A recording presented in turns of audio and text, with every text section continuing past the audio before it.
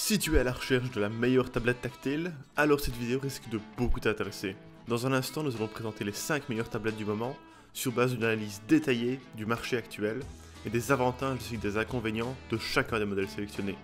Ce top 5 n'est pas un ordre précis, mais si tu restes jusqu'à la fin de la vidéo, nous te dirons quelle est, selon notre analyse, la tablette avec le meilleur rapport qualité-prix.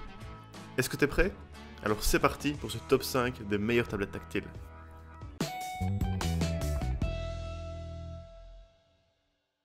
Si Amazon revient avec une nouvelle génération de tablettes, le changement n'est pas stupéfiant. Mais malgré tout, elle reste la moins chère sur le marché, et certaines améliorations sont un louable effort. Voilà ce qui est de nouveau avec cette génération. Plus légère, une résolution de 1024 par 600 pixels, une extension de mémoire micro SD allant jusqu'à 256 Go, et un nouveau design qui offre également un meilleur ratio bord-écran. Le système d'exploitation reste très limité, avec une majorité de logiciels propriétaires et la signature Amazon un peu partout. Comme pour beaucoup de leurs Kindle, la désactivation des publicités est payante. L'incitation à l'achat est omniprésente à travers les applications, et il y a un côté catalogue interactif qui peut devenir vraiment irritant. L'autonomie est par contre très correcte, avec environ 8 à 9 heures. Concernant le hardware, il correspond à cette tranche de prix, mais reste correct. La nouvelle définition offre plus de confort d'utilisation. La mémoire interne de 8 Go est très largement extensible via microSD, et le processeur quadricore 1,3 GHz avec 1 Go de RAM dépasse largement les performances de smartphones disponibles pour ce prix-là. L'appareil photo et le haut-parleur restent aussi passables, là encore il ne faut pas s'attendre à des miracles. En résumé, les avantages de la Fire 7 sont un très bas prix, un nouveau design agréable à l'œil, et un hardware correct. Quant aux défauts, la désactivation de la publicité payante, très irritante. Samsung a ouvert en 2016 son option d'entrée de gamme, la série Tab E, qui demeure dans le top des ventes pour les utilisateurs dont le budget est limité. Si elle ne présente rien d'extraordinaire, elle reste une excellente option et offre un très bon rapport qualité-prix. C'est la tablette la moins chère, qui offre 9,6 pouces d'écran, avec une optimisation des bords qui lui permet malgré tout de rester assez compact. L'écran HD propose une définition de 1280 par 800 pixels, ce qui n'est pas optimal pour un tel format. En conséquence, le visionnage de films, par exemple, peut mettre en évidence l'apparence des pixels. Pour ce prix, on perçoit que l'accent a été mis sur une utilisation de bureau. Concernant les performances, on constate que malgré son petit prix, elle propose l'option de multi-écran et de split screen. La puissance de l'appareil, tout de même équipé d'un quadricore ARM 1,3 GHz et de 1,5 Go de RAM, n'est pas des meilleures, mais elle permet d'utiliser 5 ou 6 applications légères simultanément. L'audio est très passable, ce à quoi on pouvait s'attendre pour un produit de cette tranche de prix, et on déconseillera l'usage de cette tablette pour les jeux vidéo un peu gourmands. Ça tourne, mais la puce graphique ne suit pas en matière de qualité visuelle. En définitive, la Samsung Galaxy Tab E 9,6 pouces est une très bonne tablette pour les tâches du quotidien. Elle est sobre, sérieuse et tient bien la route pour un prix qui reste très bas. Avec environ 12 heures d'autonomie et les applications de base, on la conseille surtout pour un usage basique. Dans l'ensemble, les avantages de la Samsung Galaxy Tab E sont un bas prix, une bonne autonomie et des performances correctes. Et les défauts, un audio médiocre, un appareil photo très moyen et un format d'écran pas optimisé. La Galaxy Tab S3 n'est pas faite pour tous les budgets, mais si vous voulez ce qui se fait de mieux en tablette, alors elle fait partie des meilleurs choix. Son écran 9,7 pouces AMOLED est absolument superbe, et sa très haute définition de 2048 par 1536 pixels permet un confort de visionnage excellent. La tablette est rapide, notamment grâce à son Snapdragon 820 et ses 4 Go de RAM, qui sont largement suffisants pour faire tourner n'importe quelle application. Même si à ce prix, Samsung aurait pu aller jusqu'à mettre 6 voire même 8 Go de RAM plutôt que 4. Les haut-parleurs projettent un son raisonnablement fort, il y a une caméra à l'avant et à l'arrière, mais n'espérez rien faire de magique avec celle à l'avant.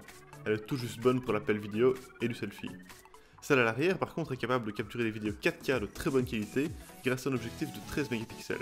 Quant à la batterie de la S3, elle tient aisément 10 heures sans devoir être chargée. Enfin, il est important de noter que la tablette est fournie avec un pen et qu'elle est conçue de base pour être utilisée avec. On se retrouve donc plus souvent à l'utiliser à l'horizontale qu'à la verticale, ce qui plaît à certains mais qui peut être assez frustrant pour d'autres. Globalement, les avantages de la Samsung Galaxy Tab S3 sont un superbe écran AMOLED, une longue durée de batterie et de bonnes performances. Quant aux défauts, une utilisation sans peine parfois frustrante et un prix vraiment élevé. Bon, le moment de parler d'Apple a suffisamment été repoussé. On remarque que le nouvel iPad est un peu un iPhone dans la peau d'une tablette. Le bouton central, le lecteur d'empreintes digitales, l'écran à 264 dpi, la puce mobile d'Apple A9, etc. tout ressemble à un iPhone. Avec une épaisseur de 0,75 cm et 469 grammes sur la balance, c'est malgré tout un sacré format, et ça pose plusieurs problèmes.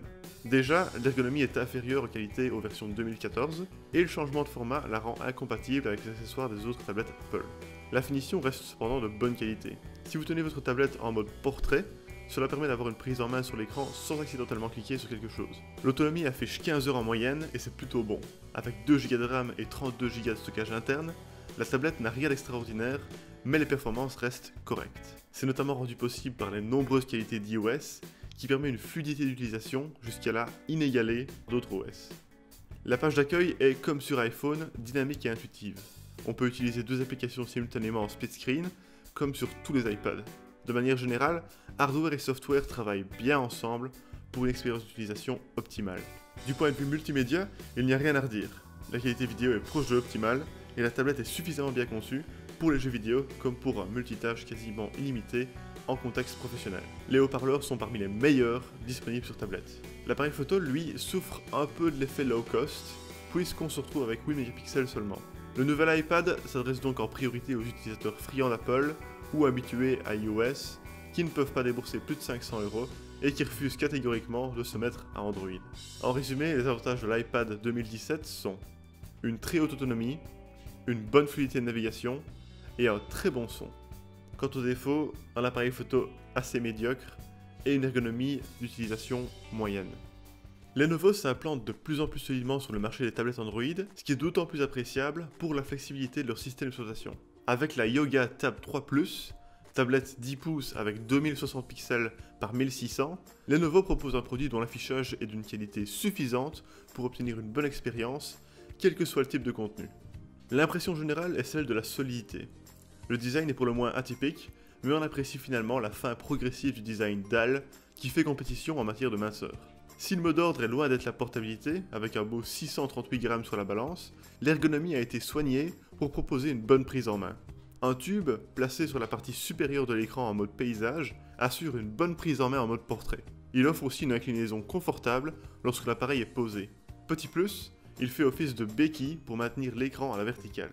Et l'ergonomie n'est pas la seule à s'axer sur la polyvalence, car les performances sont aussi au rendez-vous. Pour un produit d'entrée et de milieu de gamme, les progrès sont assez fulgurants. On passe d'Intel à Qualcomm en matière de processeur. Le changement est notable par rapport à des produits antérieurs, puisque celui-ci propose une puce mobile à 6 cœurs.